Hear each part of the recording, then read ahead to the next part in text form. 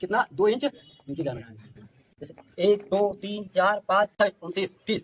उसके बाद फिर नाक को दबा करके 1-2 बार श्वास देना और कंटिन्यू तब तक करना है जब तक श्वास उसके द्वारा लौट नहीं। आप लोगों को मैं आज CPR है ना ट्रेनिंग देने वाला हूँ। तो CPR क्या है, सबसे पहले हम जानेंगे CPR क्या है। CPR का फुल फॉर्म है कार्डियो पल्मोनरी रिससिटेशन। क्या है?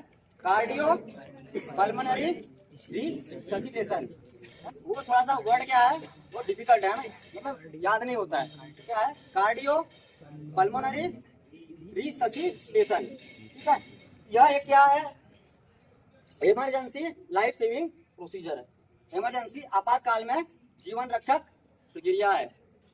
क्योंकि आपातकाल में आप जब तक डॉक्टर नहीं पहुंच जाता, एम्बुलेंस नहीं पहुंच जाती, मेडिकल है ना टिकट नहीं पहुंच जाती है, तब तक आपको क्या करना होता है, प्राथमिक उपचार करना होता है।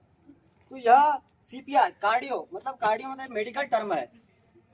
ये किससे संबंधित है? हार्ट। कार्डियो मतलब हार्ट।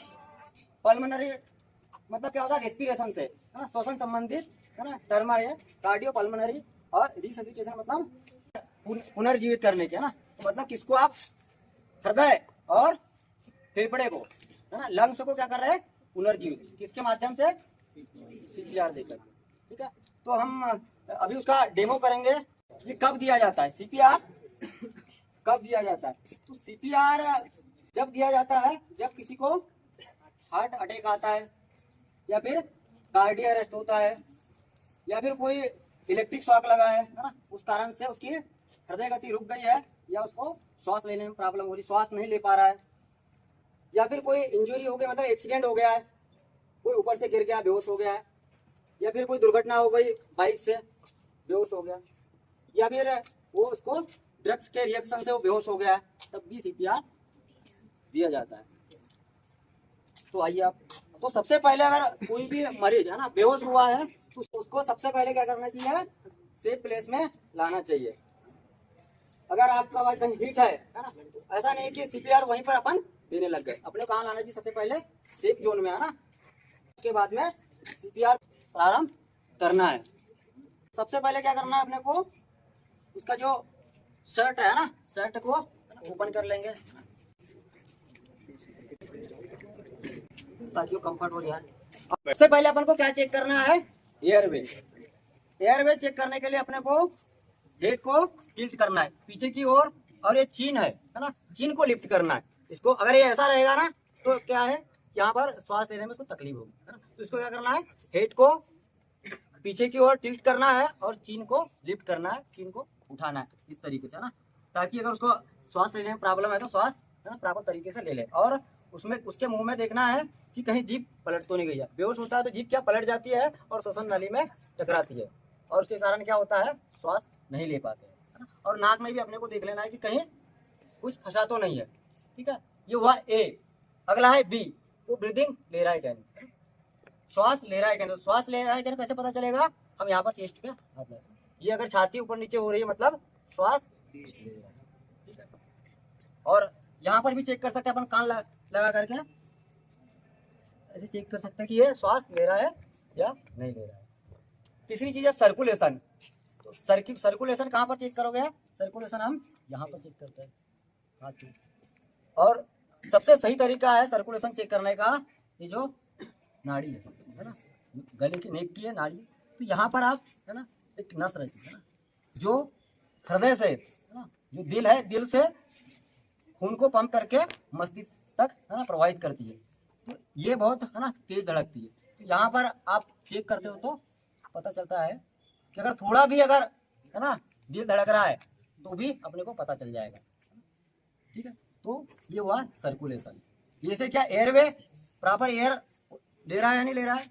दूसरी चीज बी से ब्रीदिंग, तो श्वास ले रहा है क्या नहीं ले रहा है। श्वास का पता कैसे चलेगा?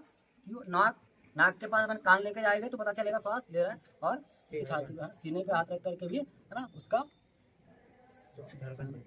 पता चल जाएगा आपको, है ना। और फिर अगला है सर्कुलेशन। तो सर्कुलेशन कहाँ चेक करेंगे हम? नेक के पास, है ना, ये नाड़ी है इसके साइड में, दोनों साइड में रहती है। ठीक है, तो ये कर लिए। ठीक है, अब हमको पता चल रहा है कि वो उसकी सर्कुलेशन तो चालू है, सर्कुलेशन क्या है, चालू है, ब्लड सर्कुलेशन हो रहा है, किंतु वह श्वास नहीं ले पा रहा है। क्या नहीं ले पा रहा है, श्वास नहीं ले पा रहा है, तो उसको कृत्रिम श्वास देना है ना। तो कृत्रिम श्वास देने के लिए क्या करेंगे अपन, उसकी नाक को दबाएंगे, ठीक है, उसका मुंह को ओपन करेंगे और मुंह से उसको श्वास देना है। वो 1 मिनट में 12 बार देना है, 1 मिनट में 12 बार। तो 1 मिनट में कितने सेकंड होते हैं, 60 है ना। 12 बार देना है तो एक जो श्वास देने का टाइम कितना होगा, 5 सेकेंड। 5 सेकंड में तो अपने पहले श्वास अगर देना है तो अपने को तेजी से अंदर श्वास लेना है और उसको नाक को दबाना। अगर नाक नहीं दबाओगे तो यहाँ श्वास दोगे, नाक से बाहर निकल जाएगा। वो कहाँ जाना चाहिए, लंग्स तक।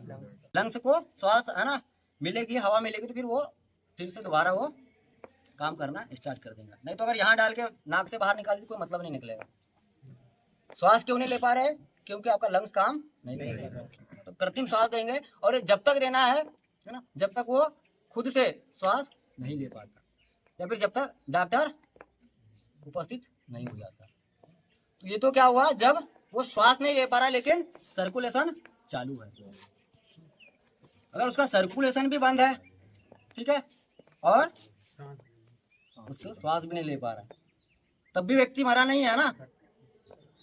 श्वास भी नहीं ले रहा है, सर्कुलेशन भी नहीं है, तो भी व्यक्ति नहीं मरा है, जिंदा है। वो तुरंत एकदम से ऑर्गन डैमेज होते लेकिन एकदम से डेड नहीं हो जाते, है ना।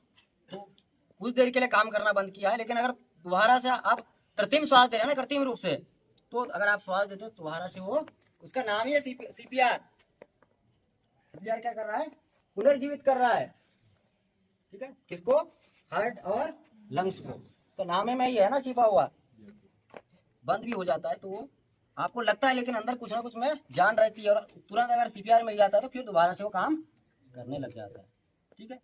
तो उसके लिए अपन क्या करेंगे, उसके साइड में अपने को क्या करना है, इस तरीके से बैठना है घुटने के बाद। तो अगर उसका सर्कुलेशन भी और श्वास भी बंद है ना, तो हम लोग क्या देना है, सीपीआर। तो सीपीआर देने के लिए क्या करेंगे, अगर कहना चाहिए ये सर्कुलेशन चालू है तब सीपीआर नहीं दे रहा, सिर्फ श्वास देना है। तो दोनों बंद है तब क्या करना है, सीपीआर देना है।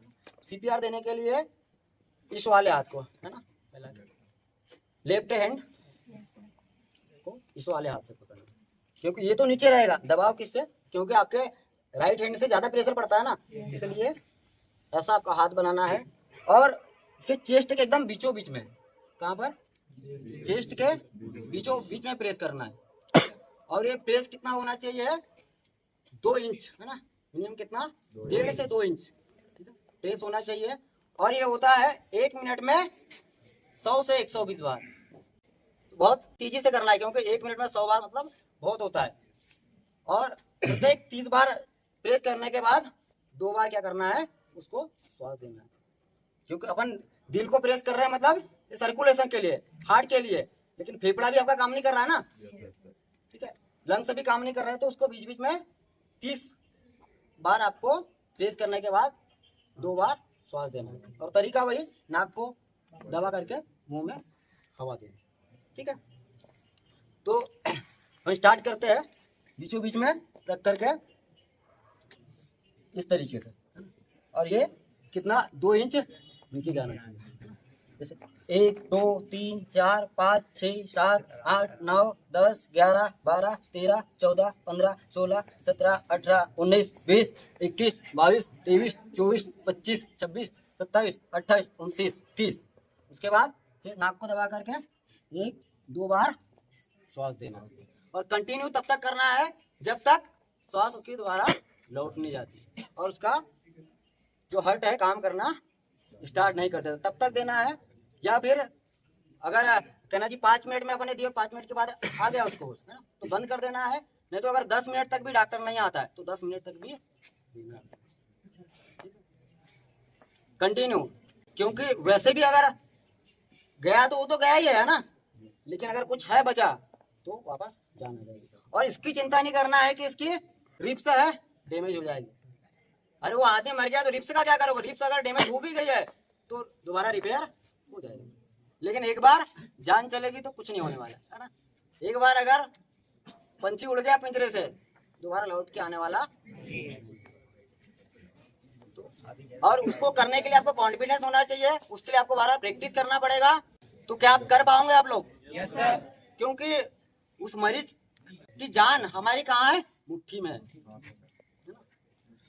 आपके हाथ में है ना। क्योंकि अगर किसी को अटैक आ गया, कार्डियक अरेस्ट आ गया, तो भगवान भी नहीं बचा पाएगा, है ना, भगवान भी कुछ नहीं करेगा। लेकिन तुम भगवान से बढ़कर है उस टाइम उस व्यक्ति के लिए, क्योंकि आप उसकी जान बचा सकते हो। कार्डियक अरेस्ट में 10 मिनट से ज्यादा नहीं लगता है। कार्डियक अरेस्ट और हार्ट अटैक भी अलग अलग होता है ना, चीज याद रखना। कार्डियक अरेस्ट में होता है अचानक आपका दिल काम करना बंद कर देता है, और हार्ट अटैक में क्या होता है? ब्लॉक होता है। ब्लॉकेज के कारण क्या होता है? मतलब हृदय मतलब प्रॉपर काम नहीं करता, लेकिन काम करता है। लेकिन अगर ज्यादा ब्लॉकेज हो जाता है तो फिर वो काम करना बंद हो जाता है, क्योंकि रास्ता जाम है तो कुछ देर काम करेगा, उसके बाद में वो काम करना बंद कर देता है। कौन कौन कर लेगा? कर लोगे सभी लोग? Yes sir.